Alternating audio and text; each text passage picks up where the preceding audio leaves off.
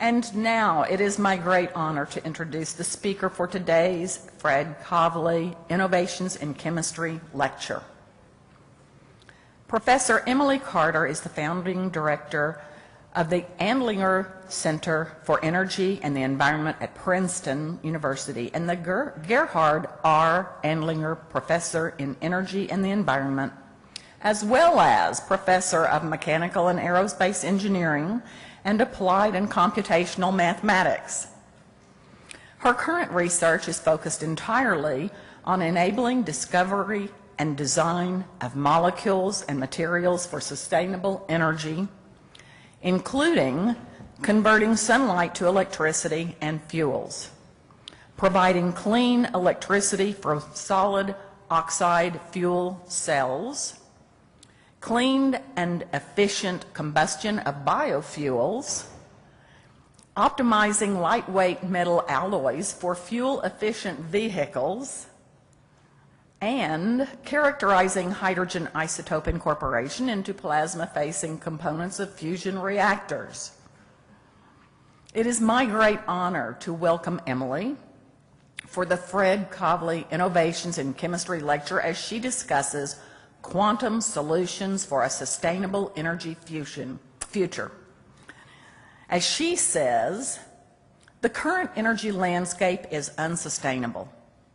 The burning of fossil fuels is causing tremendous harm to the planet that threatens the survivability of civilization as we know it. Using quantum mechanical computational methods, we explore the viability of alternative clean energy strategies for conversion of sunlight to electricity and fuels, clean and efficient combustion of biodiesel, and optimization of robust materials for fusion reactor walls. I'm eager to hear from her, and I know you all are as well. Please welcome Professor Emily Carter.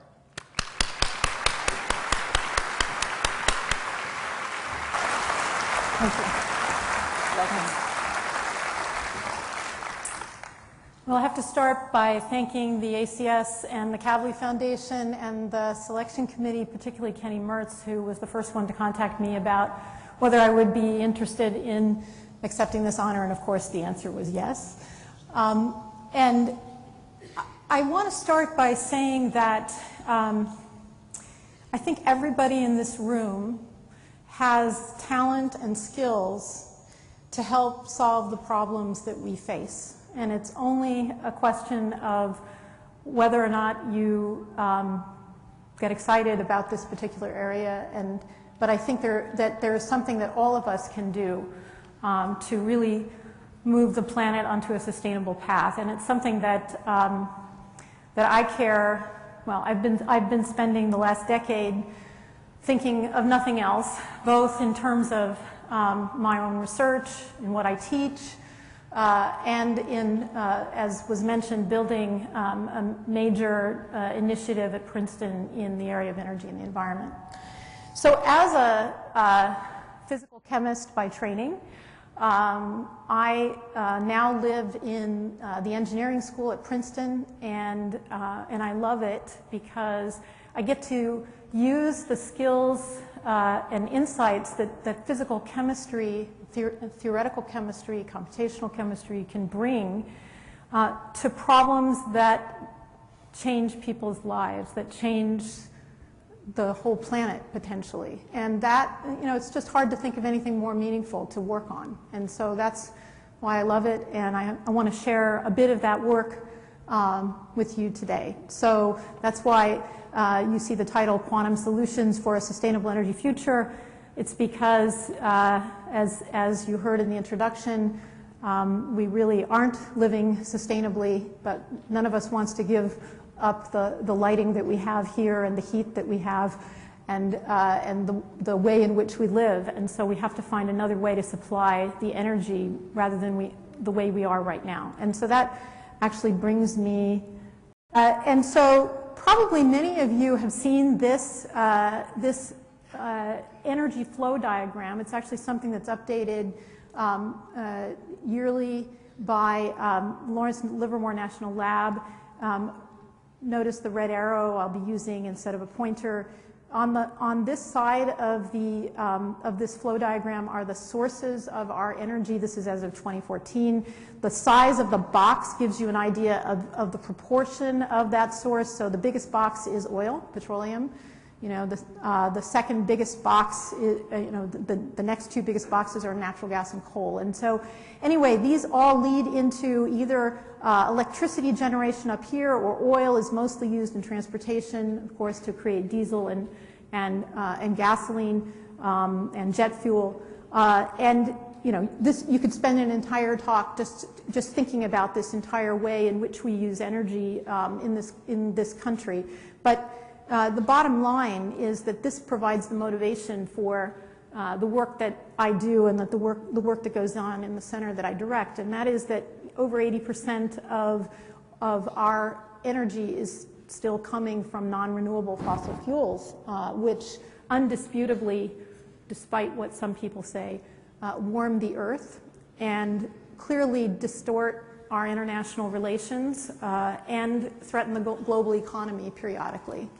And so the more that we can move to both a cleaner sources of energy, but also ones that are found all over the place, not just in certain lucky countries, we will, I think, leave for future generations a planet that will be cleaner and hopefully experience less wars. Maybe that's too idealistic, but I certainly hope so. Okay, so let me see if this will work. Yes, okay, so I was actually, I've been thinking a lot. I spend most of my waking hours thinking about this issue, about how we're going to solve these problems. And one thing I think is really important is that, some people will talk about, well, we can solve the whole problem with solar energy. No.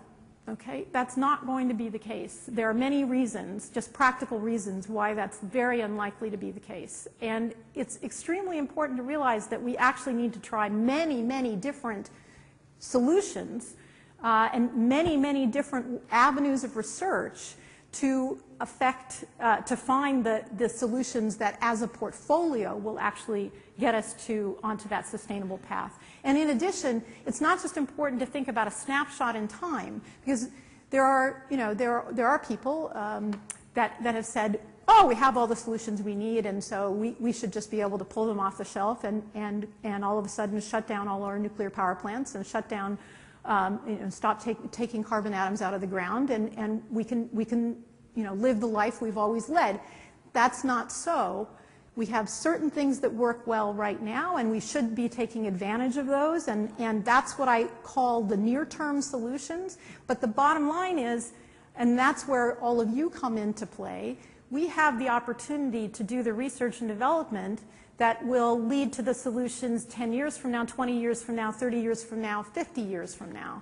And we have to be thinking about a time scale of solutions like that. And so I put together a slide that sort of lays out my own vision, okay, it's my personal vision of how we have to think about these energy and environment solutions for the 21st century. And it's not enough to think about today. It's not enough to think about 10 years from now or 20 years from now.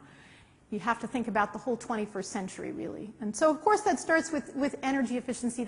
No one's going to argue about that. Right now, there are so many things we could do in terms of energy efficiency right now. Of course, if we can take advantage of hydrofracking and do it cleanly without harming the environment, this is a great thing to displace coal and use natural gas instead, because it's much less carbon intensive. In fact, our carbon emissions are going down specifically because of the innovations due to horizontal drilling and hydrofracking. And then, of course, using electric vehicles to reduce oil use and potentially provide storage for the grid. I mean, that's a model some people are thinking about, the electricity grid.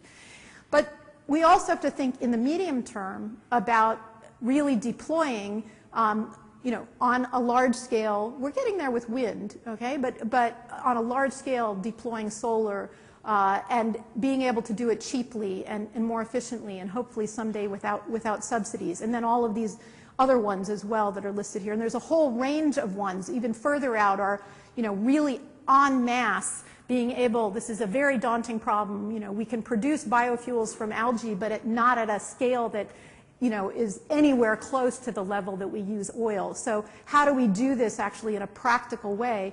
Maybe never, but you know, we have to keep working on it to see. And of course, during all of this time, we're going to still be using fossil fuels because we can't get away from them overnight. And as a result, we have to have good technologies for CO2 capture and sequestration. So those are things that are really important to work on. And then further out are things like solar fuels. You notice I don't have any numbers on this timeline. I'm hedging my bets. I don't know exactly, of course, when they're going to take place. Solar fuels meaning conversion of sunlight, essentially running combustion backwards, taking the energy from sunlight and taking carbon dioxide and water and a catalyst and being able to produce an energy-dense fuel. And so that's way out there. No matter what anybody says, we are far from being able to do this on, you know, at any kind of scale and any kind of efficiency. But of course, there's beautiful problems, as we'll talk about, associated with that. And then grid scale storage. That's another really interesting, you know, thing. There are lots of people, I'm sure there are people in this audience working on issues related to storage, like flow batteries, really interesting work on large batteries for the grid. And then finally, fusion power. I think, you know, there's a lot of people who just joke, fusion is the technology of the future, and it always will be, just like they used to say about gallium arsenide. And so, but that's only the case if we don't invest in it, because there are so many, we've come so far, and it's such, you know, it is probably the greatest engineering challenge that humans have ever tried to overcome, as we'll talk about. And then, you know, you can't talk about energy without talking about water. So there are issues associated with water. There are issues associated with the fact that our climate is already changing. So climate adaptation and the impact that energy has on the environment and how we remediate the environment.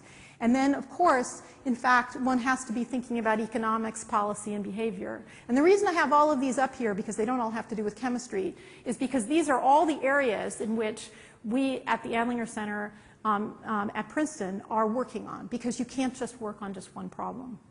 Okay, my research portfolio, so now turning away from sort of the overall view, I'm just going to give you a very quick vignette of each one. You already heard about some of it, and I'm only going to give a few examples of how we can use theoretical chemistry, computational chemistry, starting from quantum mechanics, to really make start to change the way people think about how to solve these problems. So one area is in alternative photovoltaics. I will talk a little bit about that. Another one is on solid oxide fuel cells, project that just ended, and I won't talk about that, but if you're interested, a lot of our work is reported in this review. Fusion reactor walls, this is a mock-up of the ITER reactor that's being built in France, and I will talk about that. Photoelectrochemistry and solar fuels. I already mentioned solar fuels. I'll talk more about this picture later on. But so again, this involves things like water splitting and CO2 reduction. Biofuel combustion as part of an EFRC, which also just sunsetted. We were looking at understanding combustion of biodiesel, and I'll say something about that.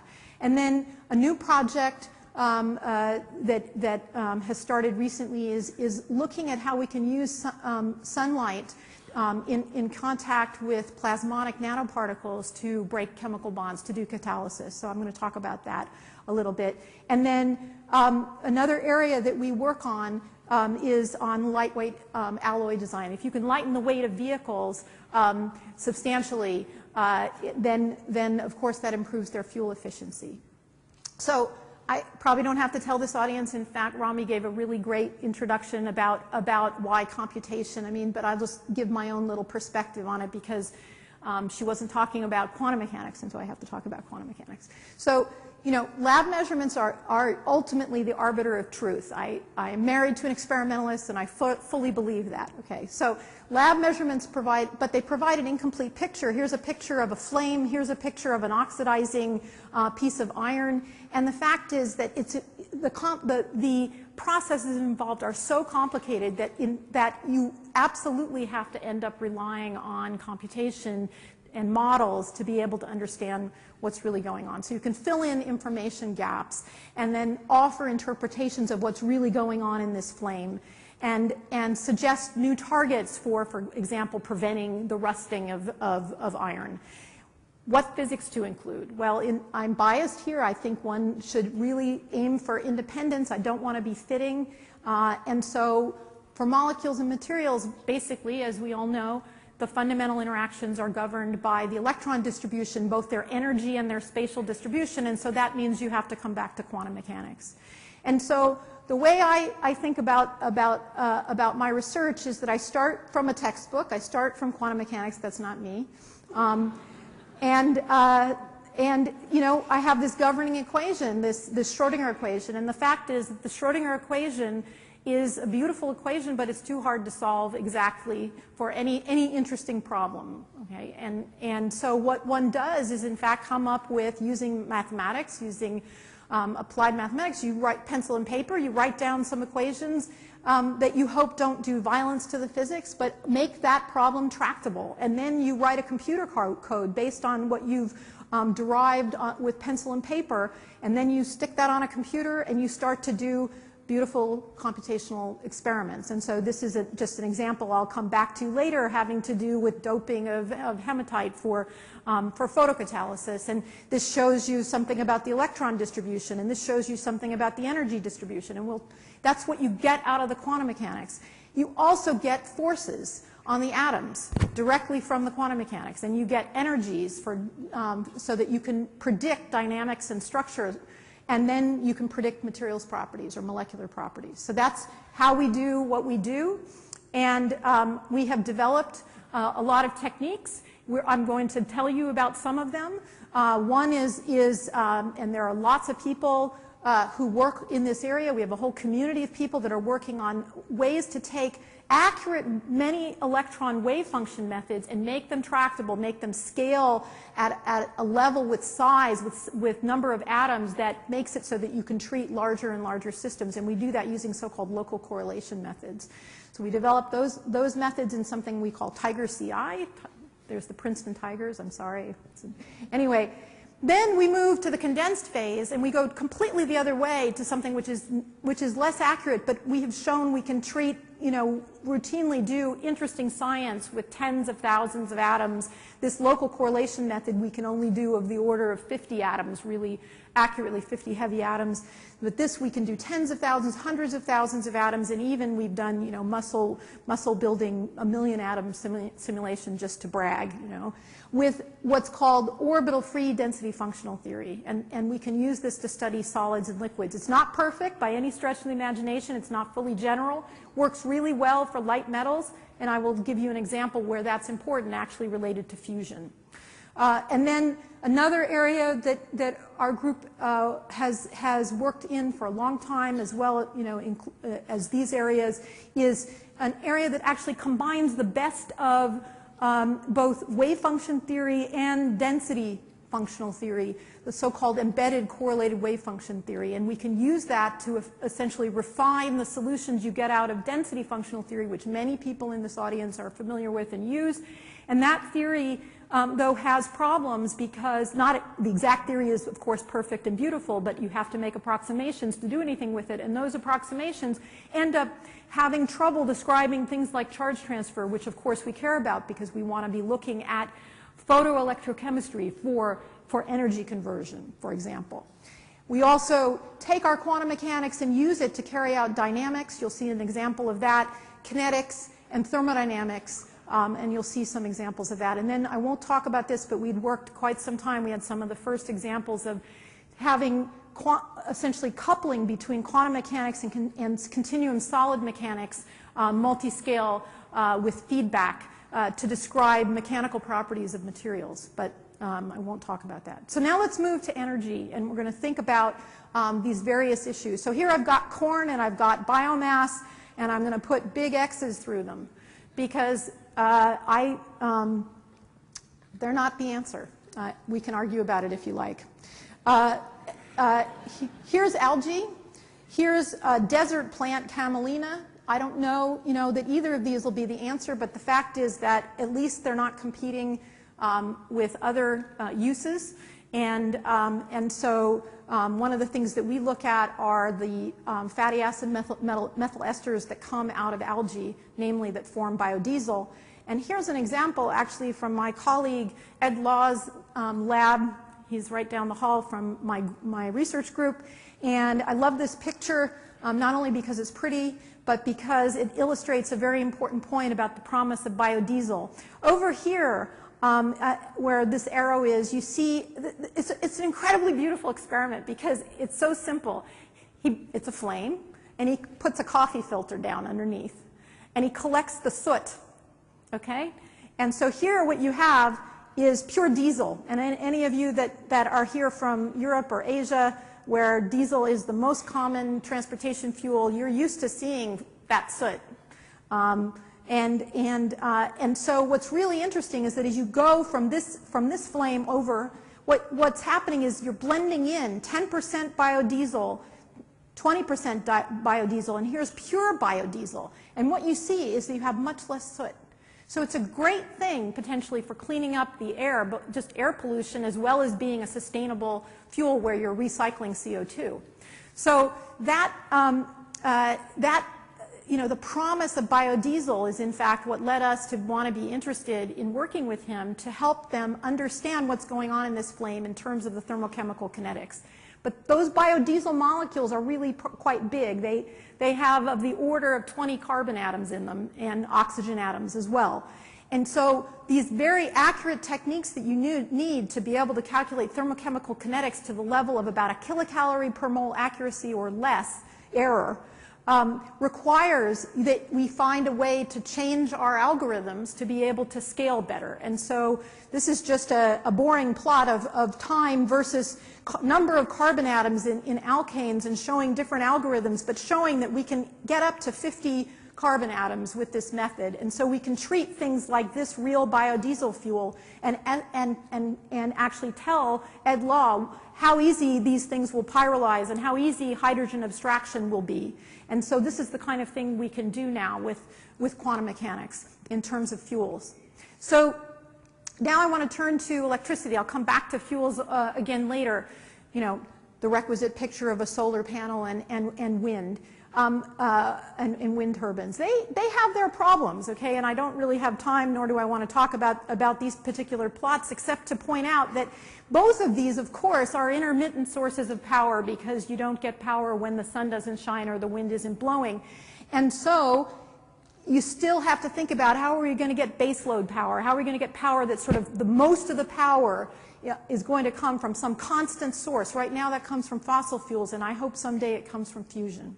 The problem with fusion is that the reaction that is most likely to take place in the first commercial fusion reactors it involves deuterium and tritium fusing together, and they release a helium nucleus and a very high energy neutron, okay, when they combine. And those neutrons cause damage. This is just to illustrate a potentially violently damaged piece of solid, okay? And so what we did as part of a team of experimentalists and theorists is to think about actually a suggestion that came from a long time ago, which is to say, okay, you have this plasma, and what you're trying to do, so in fusion, you're trying essentially to reproduce a sun in a very small in a very small volume, and so you're actually heating. You have to end up heating this thing because it's in a small volume up to 15 million degrees or something like that. No, that's even hotter than that. So of course that in and of itself is daunting. But the fact is that the idea that the physicists have is to use a magnetic bottle. I'm sure you've heard of it, a magnetic field. So the magnetic field is great for charged particles you can control with magnetic fields. The neutrons just laugh at the magnetic field and go right out, okay? And so the problem is that when neutrons hit a solid, they knock atoms out of place. They cause vacancies to form, basically little holes, atomic scale holes, and you end up making atomic scale Swiss cheese inside of any solid that a that a neutron goes in, a high energy neutron goes into. And so that is problematic because it will fall apart, okay? And so what one needs to do is think about how you know, what are the possibilities as to how to overcome that, at least for the first material that the neutrons see. How can we make sure that that material isn't affected? And so this is just a beautiful idea, which is to say, why not use a liquid? Because a liquid, all the atoms are out of place, so the neutrons can't hurt the liquid, right?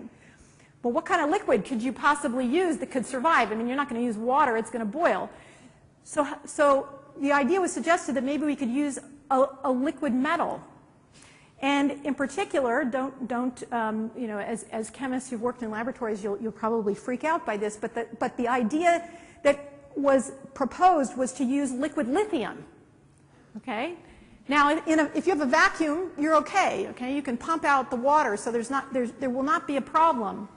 There is an experiment actually going on at the Princeton Plasma Physics Lab doing exactly this, and nothing's blowing up, so it's okay, okay? And the point is that the idea is, why use lithium? Okay, so lithium doesn't hurt the plasma, it turns out. The low Z, low atomic number elements are key to not hurting the plasma. And the occasional time that a neutron might actually interact with a lithium and get captured by it, the only thing it does is breed tritium, which is part of the fuel, so it doesn't hurt anything. It's just a beautiful, beautiful idea. And the idea and it turns out that this orbital free density functional theory that I have right here on this slide, which basically takes the expression for density functional theory that you've all seen and says, we're never going to introduce orbitals. We're going to do the pure density functional theory. We're going to solve just for the density directly, no orbitals, which is very different than what everyone, probably almost everybody in this audience has done, which is Kohn-Sham density functional theory. No, we're going to do orbital free density functional theory. And it turns out, as long as you have a really good expression for the kinetic energy density functional, which we have developed, it can, in fact, reproduce Kohn-Sham density functional theory very well for these light metals, like lithium. It's just really great. I'll show you an example of it. So this is the actual experiment out at the Princeton Plasma Physics Lab, coated with lithium here. And so, as I just said, liquid lithium is a promising first wall material, and I explained why. So what we wanted to understand is both whether or not, for example, orbital free, can this orbital free DFT, you know, even describe liquid lithium right? We need to prove that. And then can we start to look at the dynamics of deuterium and tritium bombardment of lithium surfaces to see whether the flowing liquid film will survive. So that's the ultimate goal of this work, and it's ongoing. So here's an example of the simulations that we can do. So this is orbital free density functional theory and molecular dynamics. This is isothermal isobaric dynamics. And what we're doing here is just proving that we can melt it. And so we take a solid, and this is one kind of simulation. We also do more refined simulations involving coexistence. I just want to show you this because you see this very nice discontinuity at the phase change, okay, which is what you expect for a first order phase transition. So you have a liquid that forms, and in fact, the experimental melting point, the orbital free, reproduces that to within 10 degrees. So it's too good, okay? But, you know, it just gives one confidence to go on. And so then you can do things like look at the structure of the liquid. And so here we're plotting the pair distribution function at two different temperatures and comparing experiment and theory. One, the solid is, there's solid circles and there's open circles. One's experiment, one's theory. It doesn't matter which. You can see that they match. Okay, that's for the pair distribution function at two different temperatures. Here's the structure factor at two different temperatures. Looks really good. So that really gave us confidence that we can use this to start to study a thin film and to study the viscosity and the surface tension of liquid lithium. And here's an example of the experimental viscosity at, for the two different isotopes of lithium, and then we did, you know, this basically averaged version, and it's not perfect, okay, but it basically gets the right trend that the viscosity is going down. It's in the right ballpark, going down with temperature. We look at the surface tension. We get a surface tension of this liquid film. And again, it goes down with temperature, and that's also what's seen experimentally, and it's certainly in the right ballpark in terms of the surface tension. So we think we can actually do a really good job with orbital free DFT of describing liquid lithium. Now, it turns out that we then went on to try to use orbital-free DFT to bombard it with deuterium and tritium, and then we discover, as we always do when we do the simulations, you find where things break down. I think Rami mentioned that too. She does things until they break, and then you find ways to fix them. Well, we're still working on how to fix the fact that the deuterium and tritium both have very localized electron densities, and the lithium electron density is very delocalized, and the same kinetic energy functional can't describe both of those states. So we're working on ways to figure out how to do this within orbital-free DFT, but in the meantime, we went on to do cone-sham DFT and see what we could learn on much smaller samples than we can do with orbital-free DFT. So we would like to repeat this eventually with orbital-free DFT. Note down here the reference. I'm just amused by this. It's the first time I ever published a paper published by the IAEA, okay, nuclear fusion. It's the main journal for nuclear fusion. So I feel like what we did actually has changed the way they think about this particular possible solution for the materials problem within fusion reactors. Let me explain. So what you're seeing here are plots of the diffusivity as a function of inverse temperature for both the deuterium and lithium at different concentrations of deuterium that have been implanted into liquid lithium. And I don't want to go through all of this. I just want to say, first of all, look at the black data over here for lithium, because that's actually the only thing that's been measured. So the line is experiment, and our data from cone-sham DFT MD is the black circles, black symbols. And so you see that the quantum molecular dynamics actually is getting the diffusivity really well. So that gives us confidence to look at the rest of the data.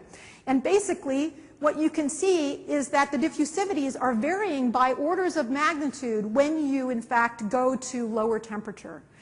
And what is happening is that when you go to lower temperature, you end up nucleating, and it happens at different temperatures depending on the amount of deuterium you have. You end up nucleating little crystallites of lithium deuteride. And in particular, you can also look at the diffusivity of deuterium and lithium, and you can see that they are almost the same at the very high concentrations of lithium and deuterium. And I'm sorry, of deuterium.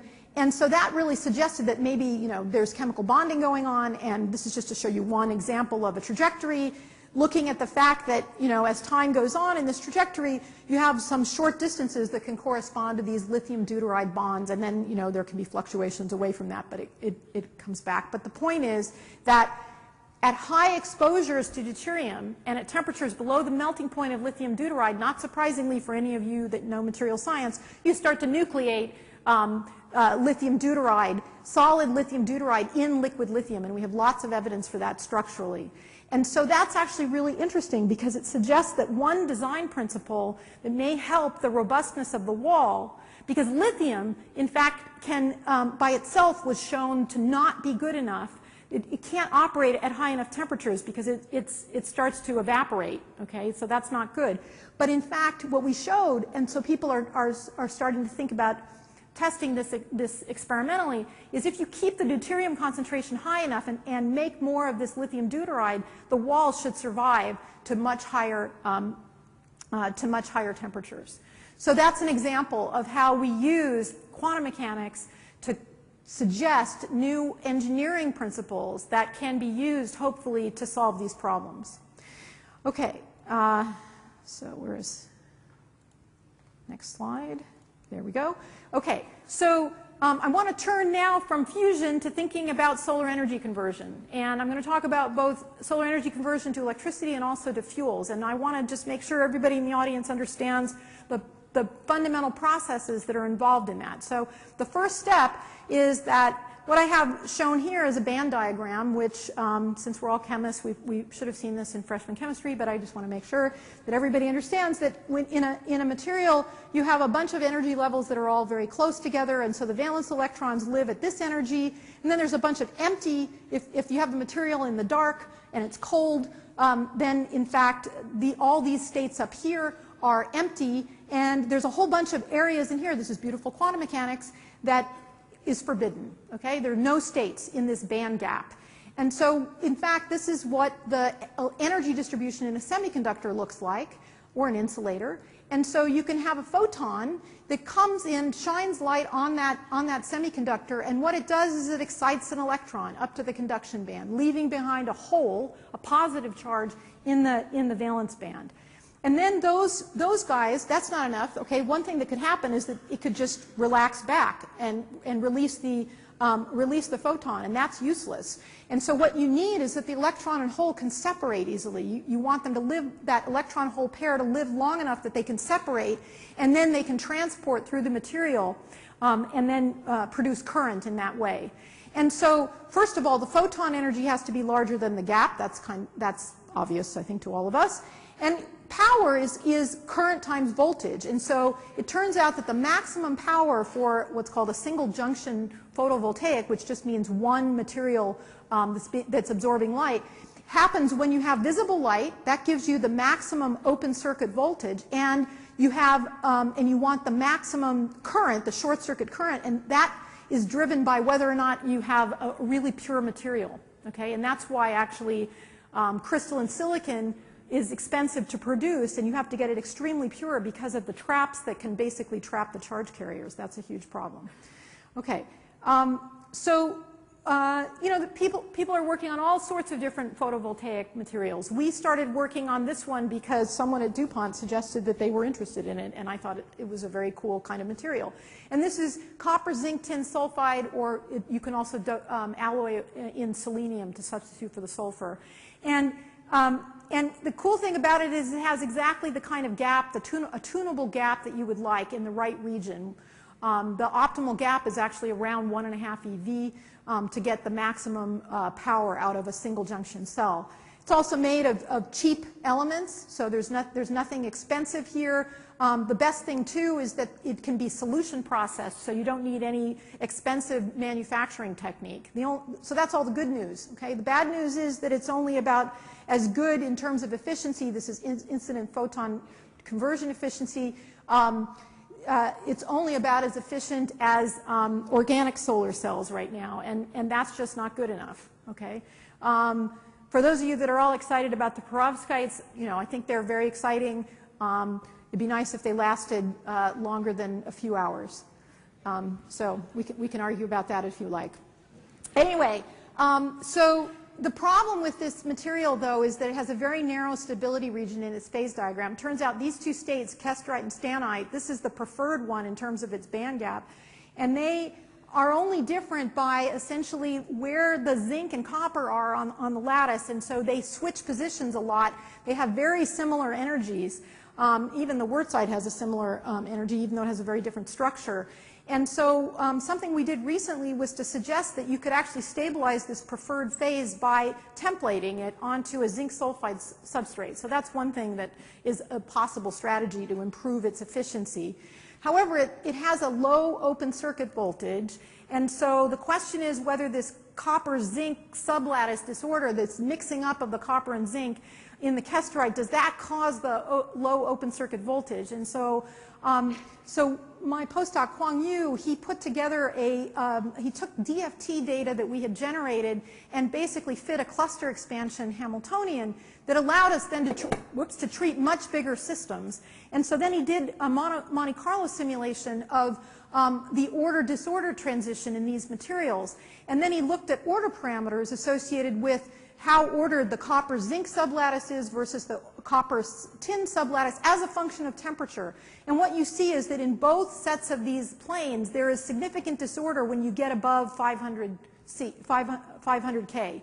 And so, and then what he did is to take all the data that he had in terms of these very different disordered structures as a function of temperature and mapped out their energies as a function of temperature. And then you can take the derivative of this and get an estimate for the heat capacity. And where the peak is in the heat capacity gives you the order-disorder transition temperature. And it turns out, again, this is kind of suspiciously good, okay, the transition temperature agrees with experimental data from Raman really, really well. So we have a good model for what's going on in CZTS.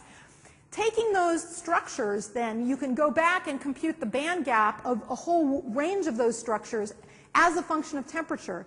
And what Kwang showed is that, in fact, the band gap shrinks if you use higher and higher annealing temperatures. That's bad. That reduces the open circuit voltage. That reduces the power out. That reduces the efficiency. And so what we learned then, it wasn't just enough to get the numbers. Kwong went in and looked at what's happening in terms of where the electrons and holes are. And what you're seeing here is that we see in these disordered structures that were annealed at high temperatures, nanometer fluctuations as to where the hole wants to live. It doesn't live on one atom, it lives over sort of a nanometer scale, and the excited electron lives someplace else. And that creates these waves in the band edges, and what that does is reduces the band gap. So we understand physically what's going on, and what it tells us in terms of a design principle is that you shouldn't be annealing at over 500 K, because that will lead to voltage loss. So again, what we're always trying to do is come back to something we can tell the engineers, how can you make this material better? Okay, moving on to sustainable fuels from sunlight, CO2, and water, which we all dream about, or at least I do. I want to introduce you to this photoelectrochemical cell. So I started telling you about photovoltaics simply because photoelectrochemistry takes the phenomenon in photovoltaics and then adds another layer of complexity on top of it. And so what you're seeing here are two semiconductors, a cartoon of two semiconductors. This would be a so-called N-type semiconductor that has extra negative charges in it, if you like, and this would be a P-type semiconductor with extra positive charges, and immersed in some electrolyte. And at the interface, these band edges that I showed as level before actually bend. In an N-type semiconductor, they bend up. In a P-type semiconductor, they bend down.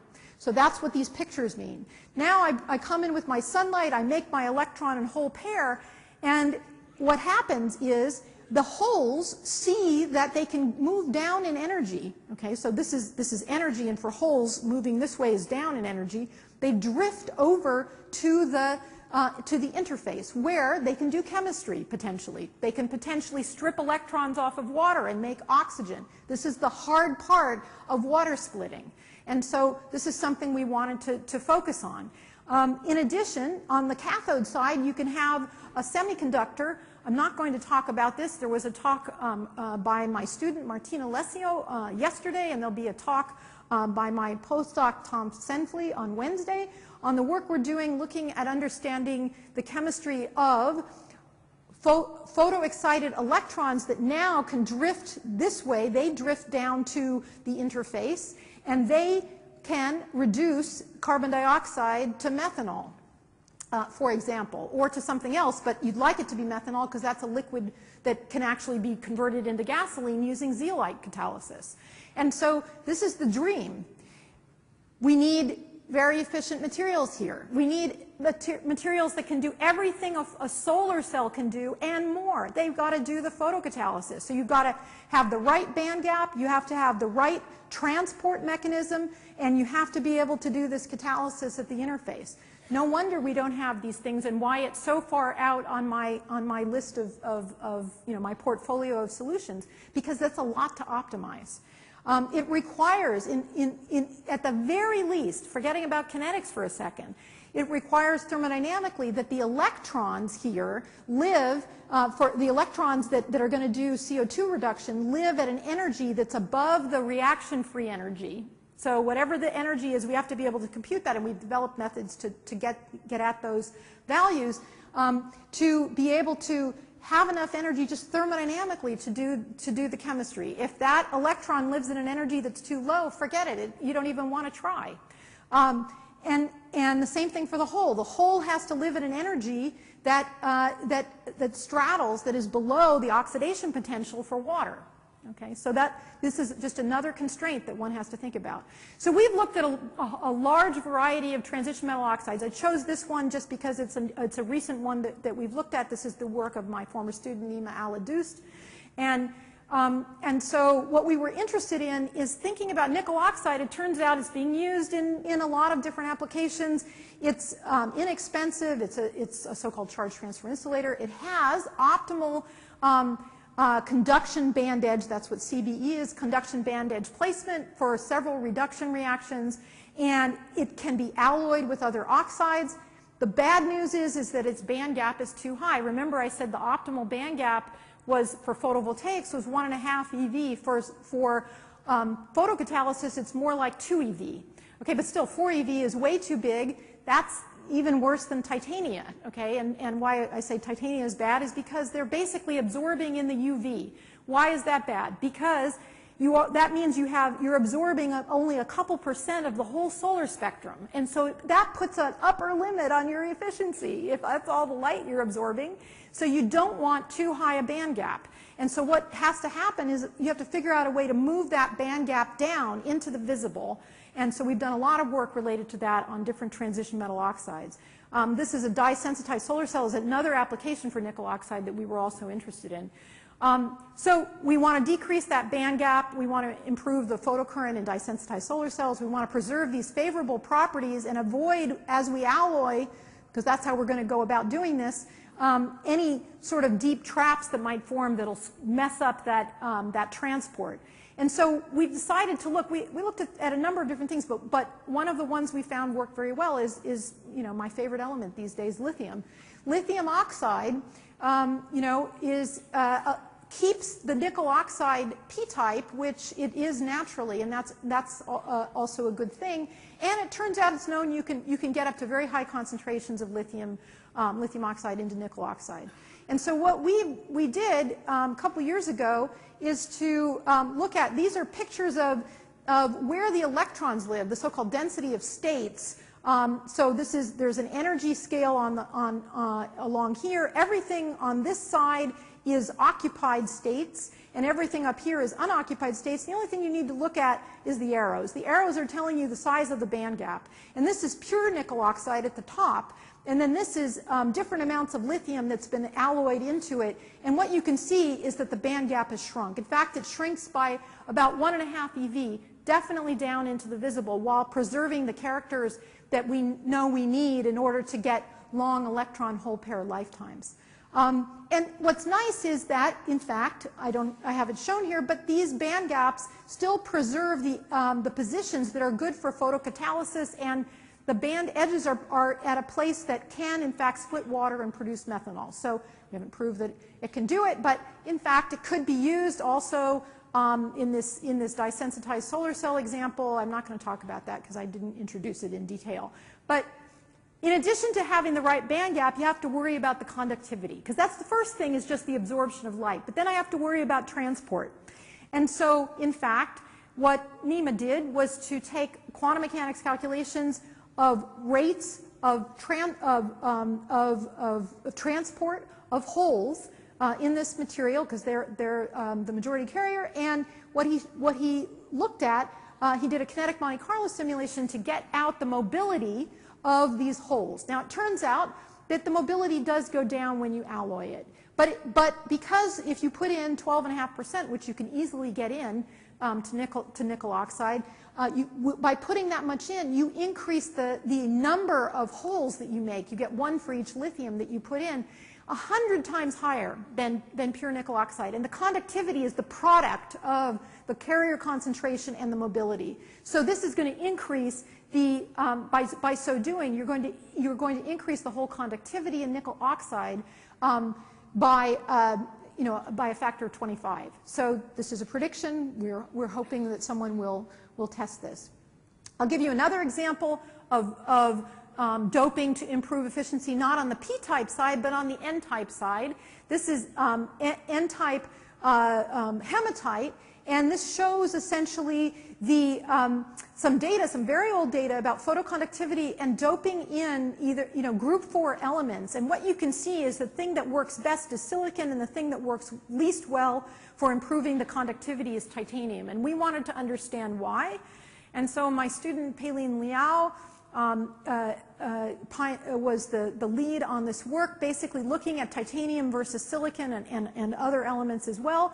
And what you can do is, it turns out that these carriers, these electrons now, do localize on sites, and they follow Marcus theory, okay, of electron transfer. And so you can map out the Marcus curves, and what you find out is that the electrons in this material doped with titanium would much prefer to stay on the titanium. And so the titanium adds carriers, but it in fact traps them.